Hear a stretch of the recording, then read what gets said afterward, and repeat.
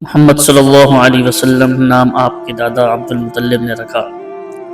جب لوگوں نے پوچھا کہ غیر معمولی نام کیوں رکھا تو انہوں نے جواب دیا کہ میں چاہتا ہوں کہ آسمان میں اللہ اور زمین پر لوگ ان کی بہت تعریف کریں۔ احمد صلی اللہ علیہ وسلم نام اللہ تعالیٰ نے رکھا۔ القرآن میں عیسیٰ علیہ السلام کی زبان سے یہ بشارت آئی ہے وَمُبَشِّرًا بِرَسُولٍ يَأْتِي مِن بَعْدِ اسْمُهُ احمد۔ اس کا ترجمہ یہ ہے اور میں اپنے بعد آنے والے ایک رسول کی خوشخبری دیتا ہوں جن کا نام احمد ہوگا۔ اس لیے مختصر جواب یہ ہے محمد صلی اللہ علیہ وسلم نام دادا عبد المطلب نے رکھا۔ احمد صلی اللہ علیہ وسلم نام اللہ تعالیٰ نے قرآن میں بیان فرمایا اور پہلے سے اس کی بشارت دی گئی۔ دونوں نام آپ صلی اللہ علیہ وسلم کے مبارک اور ثابت شدہ نام ہیں۔